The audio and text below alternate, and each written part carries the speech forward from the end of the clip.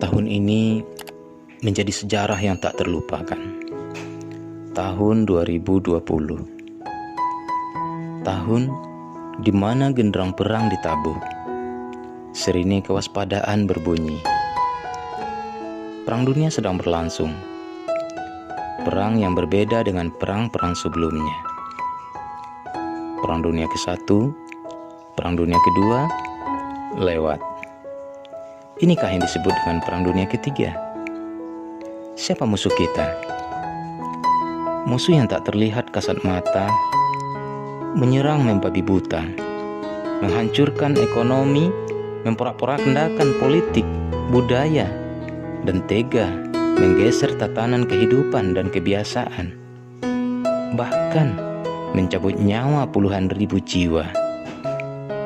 Siapa musuh kita? Apakah Nazi, Jepang, Amerika, Rusia, Cina? Bukan. Mereka juga diserang. Salah satu planet kita dan mereka diserang dari segala arah tanpa tahu harus berhadapan dengan siapa. Di Amerika, 100.000 nyawa melayang. Italia, 80.000 nyawa melayang. Spanyol, 28.000 meninggal. Jepang, Vietnam, Malaysia, bahkan Indonesia sudah 20.000 orang diserang, termasuk di kotamu, dan menewaskan 2.000-an orang. Senjata otomatis, tank baja, roket, dan pesawat tempur tak berfungsi. Senjata atom dan nuklir diparkir. Barisan pasukan yang gagah berani kini berada di lapisan berikutnya. Strategi perang yang mumpuni disimpan jauh-jauh. Yang menjadi pasukan garda terdepan adalah para medis yang bersenjatakan jarum suntik, infus, dan obat-obatan. Banyak mereka yang gugur di medan juang. Mereka berjibaku siang dan malam tanpa kenal lelah, meninggalkan anak-anak dan keluarga mereka bertempur melawan corona.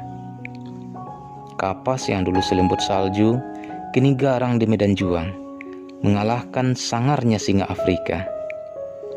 Kita akan menang bukan karena ikut terjun ke medan pertempuran, tetapi mundurlah ke rumah masing-masing. Tak perlu angkat senjata. Hari ini jihadmu sabar, tawakal, diamlah di rumah. Di rumah saja. Karena kita tidak tahu siapa musuh kita, di mana musuh kita. Corona. Para jenderal kehidupan menyebutnya COVID-19. Virus kecil berukuran nano, menyerang tidak terlihat. Bisa dari depan, bisa dari belakang. Tanpa rasa, tanpa pilih, tanpa pilah-pilah, pria, wanita, tua, muda, bahkan belia. Hari ini, perang dunia melawan makhluk yang tak terlihat dan muncul dengan secara tiba-tiba. Tanpa kau sadar, ia bisa ada di dirimu. Ia bisa datang pada kesunyian maupun keramaian. Bisa dibawa temanmu, kerabatmu, atau bahkan dirimu sendiri. Inikah zombie yang menakutkan itu? Menjaga jarak lebih aman, tanpa berpegang ataupun bersalaman. Tak boleh ada pelukan, tak boleh ada kerumunan. Pakai masker bila keluar. Saling menutup diri bagai astronot di angkasa. Cuci tangan lagi, cuci tangan lagi. Bukan karena curiga, bukan karena prasangka. Tak boleh ditemui dan bertamu.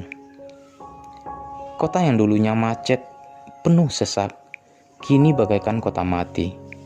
Jangankan perjalanan wisata, pulang kampung pun tak sudi. Walau rindu menggebu-gebu di hati. Ramadan terasa sunyi, tanpa takjil bersama di masjid. Sholat jamaah dan taraweh pun hanya di rumah masing-masing. Sholat id pun tak di lapangan lagi.